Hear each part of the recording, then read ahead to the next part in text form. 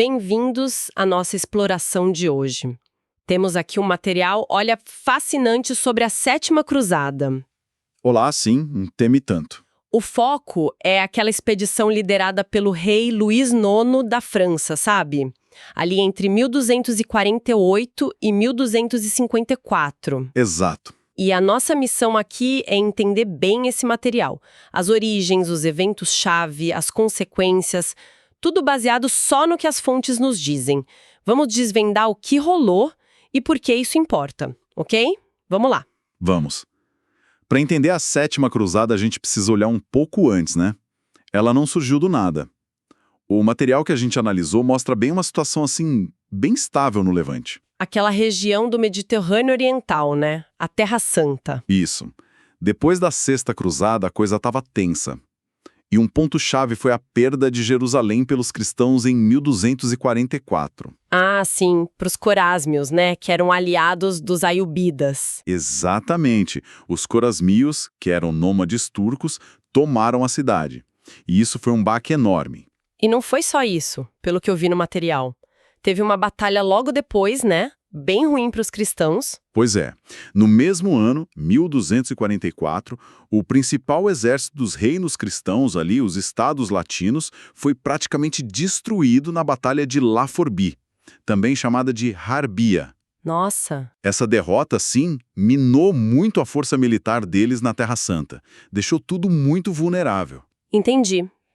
Então essa combinação, Jerusalém perdida e o exército arrasado, gerou uma crise. E daí veio o pedido de ajuda para o Ocidente. Foi aí que o Papa Inocêncio IV convocou a cruzada. Precisamente. O pedido veio do Oriente e o Papa respondeu com a convocação oficial. Mas o curioso, e o material ressalta isso, é que o líder principal, o Luís IX da França, já tinha decidido tomar a cruz, quer dizer, fazer o voto de ir, em dezembro de 1244. Antes mesmo do chamado do Papa. Que interessante! E por que ele fez isso tão cedo? As fontes falam daquela história da doença, né? Sim, tem essa narrativa, talvez um pouco lenda, né? De que ele fez o voto depois de se curar de uma doença grave. Quase um milagre. Mas as análises que a gente viu também apontam outras coisas. Tipo o quê? Talvez um desejo de se afirmar como o rei mais importante da Europa, sabe? Usar a ausência para consolidar o poder na França e, claro, uma fé religiosa muito profunda, que era uma marca dele. Uma mistura, então. Fé, política, talvez até oportunidade. Mas olha, independente do motivo inicial, o que impressiona mesmo no material é a preparação. A escala disso. Sem dúvida. A preparação do Luís IX foi algo, assim, gigantesco para a época. A parte financeira, um esforço enorme. Como ele conseguiu dinheiro, o material detalha isso? Detalhe assim, ele fez reformas nos impostos, negociou para usar rendas da igreja, pediu contribuições bem altas das cidades francesas. Tipo doações forçadas? É, tipo isso. E, claro, os nobres que iam junto pagavam, e ele mesmo colocou muito dinheiro do Tesouro Real. E tem um ponto bem pesado que o material menciona sobre o financiamento, que envolveu os judeus na França, né? Sim, é um lado sombrio. O material registra que, para ajudar a levantar fundos, o Luís IX expulsou os judeus dos domínios dele em 1248 e confiscou os bens deles. Nossa, pesado mesmo. E além do dinheiro, a logística. Notável também. Construíram um porto fortificado do zero, Aigues-Mortes, lá no sul da França, só para a cruzada. Um porto inteiro, uau! Sim, alugaram um monte de navios de Gênova e Marsella e planejaram o abastecimento direitinho, estocando comida e vinho antes lá em Chipre. Impressionante esse nível de organização para a Idade Média, né? Mostra um poder central na França já bem forte. Exato. O que chama a atenção é a escala e o método, né? Mostram uma administração francesa bem capaz e uma determinação enorme do Luís IX. E o exército? Era só francês? Principalmente francês, sim. Mas o material lista gente importante de fora, tipo o rei de Chipre, Henrique I, e nobres franceses poderosos. O irmão do rei, Alfonso de Poitiers, o duque da Borgonha, os condes de Flandres, de Tolouse. E as ordens militares? Templários, hospitalários? Com certeza. Estavam lá. Hospitalários, templários, teutônicos. a força de elite experiente do Oriente, né? Com toda essa gente e equipamento, mover isso tudo deve ter sido um desafio. Onde eles se juntaram antes de ir para o Egito? O material fala de uma parada longa. Fala assim, a frota saiu de Aigos Mortis em agosto de 1248, mas não foi direto para o Egito. Fizeram uma parada estratégica em Chipre.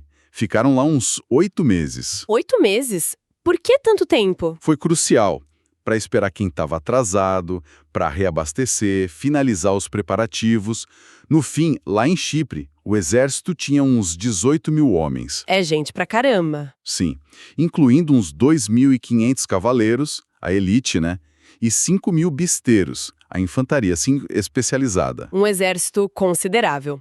E enquanto isso, do outro lado, como estavam os Ayúbidas no Egito com o sultão Al-Saleh Ayub? Olha, o Al-Saleh tinha os problemas dele. O material aponta rivalidades dentro da própria dinastia Ayúbida. E uma ameaça que crescia cada vez mais, o Império Mongol. Os mongóis já estavam chegando perto. Sim, avançando pelo Oriente Médio. As fontes até falam que o Luís IX tentou uma diplomacia com os mongóis, uma aliança contra os Ayúbidas. Talvez. Mas não deu em nada na época. Que curioso, diplomacia no meio da guerra. E a força do Al-Saleh? O material fala que ele dependia de um grupo específico. Muito. Dos mamelucos, especialmente os barris. Eram, na origem, soldados escravos, a maioria turcos Kipchak. Treinados para a guerra desde cedo, formavam a espinha dorsal do exército. Ah, os famosos mamelucos. Leais ao sultão, mas já começando a ter poder próprio, imagino. Exatamente. Mas apesar disso e da ameaça mongol, o Al-Saleh tinha tido vitórias recentes importantes, como tomar Damasco em 1245 e Ascalon em 1247. Era um adversário forte. Ok. Então, os cruzados finalmente saem de Chipre e chegam no Egito. Junho de 1249. Como foi o desembarque? Complicado. As fontes descrevem dificuldades para desembarcar perto de Damietta, o porto-chave ali no delta do Nilo. Os navios eram grandes, pesados, a praia arenosa. Não foi fácil. Mas conseguiram. E o Luís IX parece que chegou com tudo, né? O material cita uma carta dele para o Al-Saleh. Cita sim. Uma carta bem ousada, com um tom desafiador. Falando que ia conquistar tudo, o Egito, o Levante. Tem um trecho tipo: irei atacar vosso território. Meus exércitos marcham sobre vós segurando a espada do destino. Bem direto. E a primeira batalha, como foi? Damietta. Foi surpreendentemente fácil para os cruzados. Tomaram Damietta em junho de 1249, bem rápido.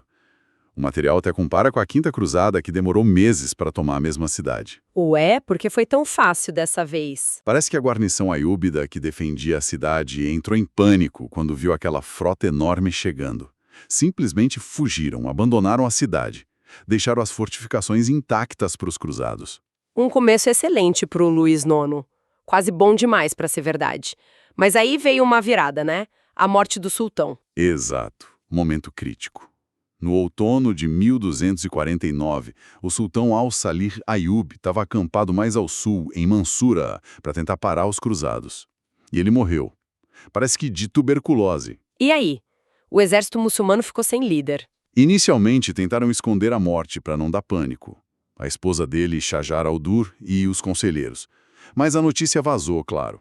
Causou uma apreensão enorme no Cairo. Isso não era a chance perfeita para o Luís IX avançar rápido? Poderia ter sido, mas ele decidiu esperar em Damietta. Ficou lá até outubro. Esperar por quê? O material aponta 2 motivos. Esperar as tropas do irmão dele, o Alfonso de Poitiers, que estavam atrasadas, e também esperar a cheia do Nilo baixar para facilitar a marcha pelo delta. Faz sentido logístico, mas talvez tenha perdido um tempo precioso, né? É o que algumas análises sugerem.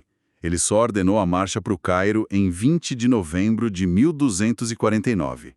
E parece que alguns nobres achavam melhor ficar em Damietta mesmo. E a marcha? Foi tranquila? Nada tranquila. Lenta, difícil, pelo terreno alagadiço do delta. Enquanto isso, do lado muçulmano, a morte do sultão foi confirmada e quem assumiu o comando foram os emires mamelucos, liderados por um cara experiente, Fakhr al-Din. Eles se posicionaram para barrar os cruzados perto de Mansura. E aí chegaram no impasse de Mansura. Os dois exércitos se encarando. Como isso acabou? Ficaram assim umas 6 semanas, separados por um braço do Nilo, o canal Ashmun. Ninguém conseguia atravessar por causa do fogo inimigo. Catapulta, flecha. 6 semanas parados, a tensão devia estar alta. Com certeza. A coisa só mudou quando, segundo as fontes, uns beduínos locais, talvez pagos, talvez desertores, contaram para o Luís IX que existia um val, um lugar mais raso no rio, mais longe um pouco, onde dava para atravessar. A chance de pegar o inimigo de surpresa pelo flanco. Isso levou à Batalha de Mansura, então. O que aconteceu lá? Ah, que a coisa fica dramática e trágica para os cruzados. Dia 8 de fevereiro de 1250, a cavalaria francesa, com o irmão do rei Robert de Artois na frente, começou a cruzar o val escondida. O plano era cruzar todo mundo e atacar juntos. Exato. A vanguarda cruzava, se reunia do outro lado, e aí sim, ataque coordenado no acampamento Ayúbida. Mas deu errado. Deu muito errado. O Robert de Artois, talvez impaciente, talvez confiante demais, não esperou. Assim que um grupo de cavaleiros cruzou, ele atacou o acampamento de surpresa, Sozinho. sem esperar o resto. Praticamente. No começo, pareceu um sucesso. Pegaram o comandante Fakhraddin de surpresa, ele foi morto na tenda, invadiram o acampamento, mas aí, em vez de parar, reagrupar, como era o plano, o Robert e os cavaleiros dele perseguiram os muçulmanos que fugiam para dentro da cidade de Mansura. Entraram na cidade. Nossa, que erro. Fatal. Nas ruas estreitas de Mansura, os cavaleiros perderam a vantagem. Foram cercados, atacados por todo lado pelos mamelucos, que se organizaram rápido, e pela população. Foi um massacre. O Robert de Artois morreu ali, com quase toda a vanguarda dele, muitos templários também. Meu Deus. E o Luís IX? O resto do exército? Enquanto isso acontecia, o grosso do exército muçulmano, agora com outros líderes mamelucos como Baibars. Aquele Baibars que ficou famoso depois. Esse mesmo. Eles se recuperaram do susto inicial e atacaram com tudo as forças do Luís IX que ainda estavam cruzando o val ou tentando se firmar na outra margem. Então a batalha continuou pesada mesmo depois do desastre do Robert. Pesadíssima, caótica. O Luís IX lutou pessoalmente ali no meio, conseguiu segurar a posição na margem do rio, com muita dificuldade, até a infantaria e os besteiros chegarem para ajudar a estabilizar a linha. No fim do dia, qual era a situação? No fim, os cruzados conseguiram firmar uma cabeça de ponte fortificada na margem sul. Mas o custo foi altíssimo. Perderam muitos cavaleiros de elite, e o exército aiubida, apesar de recuar para dentro de Mansura, ainda estava forte, operacional. Uma vitória que custou caro demais, talvez. Conseguiram atravessar, mas sem quebrar o inimigo e com perdas enormes. E depois disso? Aí a situação dos cruzados começou a piorar muito rápido. No fim de fevereiro, chegou o novo sultão, Almoazan Turan Shah, filho do Al-Salir. Veio da Mesopotâmia com reforços, deu um novo ânimo para os egípcios. Mais problemas para os cruzados. E o pior, os muçulmanos conseguiram usar barcos pequenos nos canais para cortar totalmente a linha de suprimento dos cruzados que vinha de Damieta pelo Nilo. Ficaram isolados. Sem comida. Nossa. Exatamente. Aí a fome começou a pegar pesado no acampamento cruzado. E junto vieram as doenças, disenteria, escorbuto. O exército ficou muito debilitado. O próprio Luís IX ficou gravemente doente. Cenário de pesadelo. Não tinha mais o que fazer, né? Não. Sem chance de avançar, sem suprimento chegando, a única saída era tentar recuar para Damieta. E a retirada como foi? Um desastre completo. A ordem foi dada em 5 de abril de 1250. Mas o exército já estava tão fraco, tão doente, que a retirada virou uma fuga desorganizada, e os muçulmanos atacando sem parar. Muitos morreram ou foram presos, imagino. Muitos. E o próprio rei Luís IX, doente demais para fugir, foi capturado. Ele e o que sobrou do exército dele, perto de uma cidadezinha chamada Fariscourt. O rei da França capturado. Isso devia ser algo impensável na época. Como ele saiu dessa? Foi humilhante e muito, muito caro. Ele só foi solto em 6 de maio, quase um mês depois. Teve que pagar a metade de um resgate pessoal gigantesco na hora e prometer pagar mais 400 mil livres tournois pelo resto do exército preso. Uma fortuna inimaginável. A livre tournois era a moeda da França, né? Sim, era uma soma absurda. E além do dinheiro, ele teve que entregar Damietta de volta para os egípcios. A única conquista da campanha. Derrota total, então. Foi o fim da Sétima Cruzada. Da campanha no Egito, sim. Uma derrota militar clara. Mas olha que interessante. Não foi fim do envolvimento do Luiz Noma ali na região. E aqui o material destaca uma coisa notável nele. Apesar de tudo, da derrota, da captura, ele não voltou para a França direto. Não, o que ele fez... Ele saiu de Damietta e foi para Acre, a principal cidade que ainda estava com os cristãos lá na Palestina. E ficou no Oriente Médio por mais 4 anos, de 1250 a 1254. 4 anos depois de tudo aquilo. O que ele ficou fazendo lá? Tentando salvar o que dava. Usou o dinheiro que ainda tinha, a autoridade dele, para tentar estabilizar a situação dos estados latinos, que estava bem ruim. E o que ele fez na prática? O material fala. Ele financiou e supervisionou a reforma das muralhas de cidades importantes na costa. Acre, Cisareia, Jafa, Sidon. E criou uma força militar um pouco diferente para o lugar. Uns 100 cavaleiros e algumas centenas de especeiros pagos por ele, pela coroa francesa. E qual era a diferença dessa força?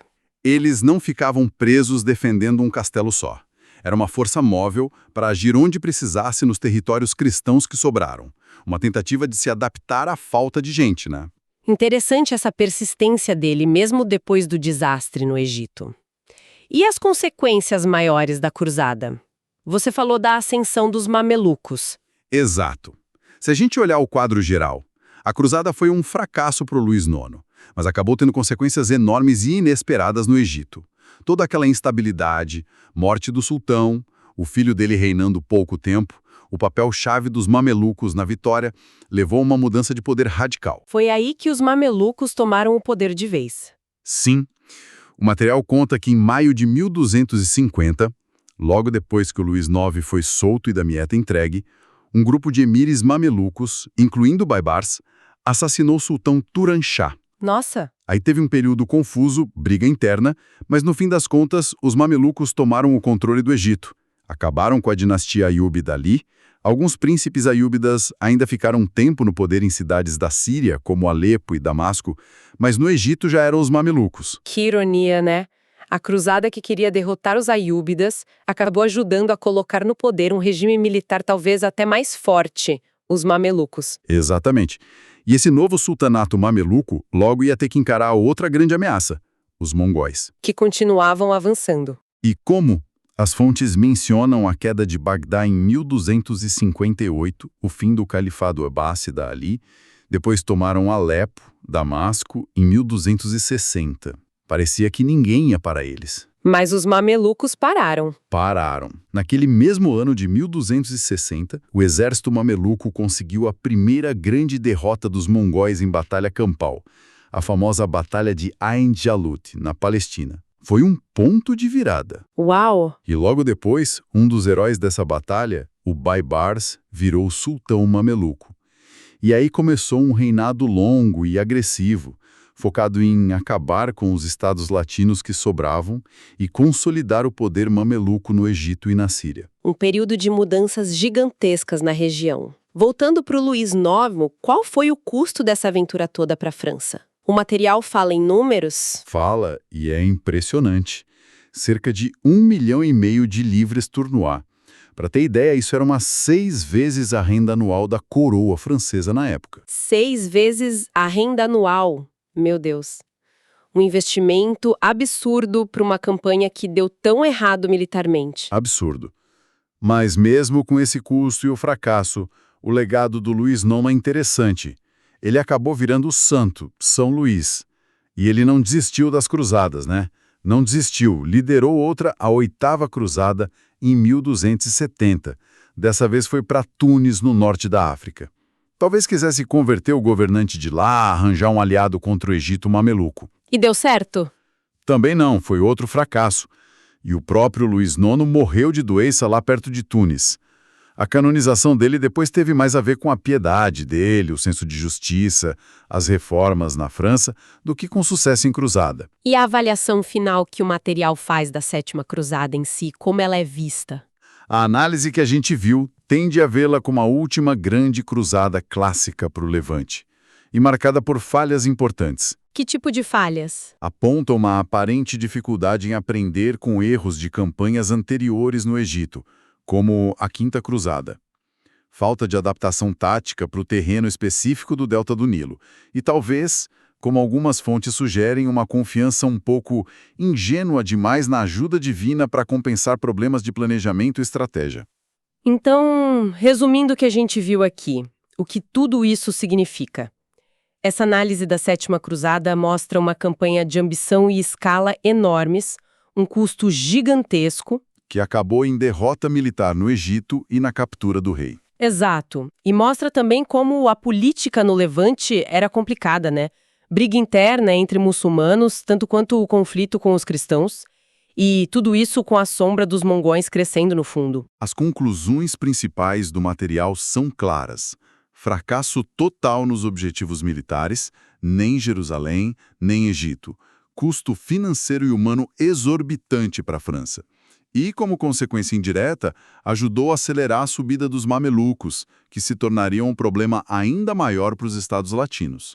Mas, por outro lado, a persistência do Luiz Nomo depois da derrota também é notável, né? Fica lá 4 anos tentando arrumar as coisas. Sem dúvida, a recusa dele em desistir, o esforço para reforçar as defesas cristãs, isso também é parte da história dele que as fontes destacam. Fica uma reflexão final pensando em tudo isso que o material traz, considerando o desastre que foi a Sétima Cruzada militar, financeiro, a captura do rei e essa observação das fontes sobre as lições não aprendidas, o que levava um rei como Luís IX, tido como inteligente, piedoso, a se jogar numa outra aventura dessas, a Oitava Cruzada, tão arriscada e que também deu errado? É uma ótima pergunta. Seria a força da fé, a obrigação de cumprir um voto, a honra de cavaleiro, ou uma mistura complexa disso tudo que passava por cima da dura realidade dos fracassos anteriores? Pois é, fica aí a questão que o material nos deixa para pensar, né?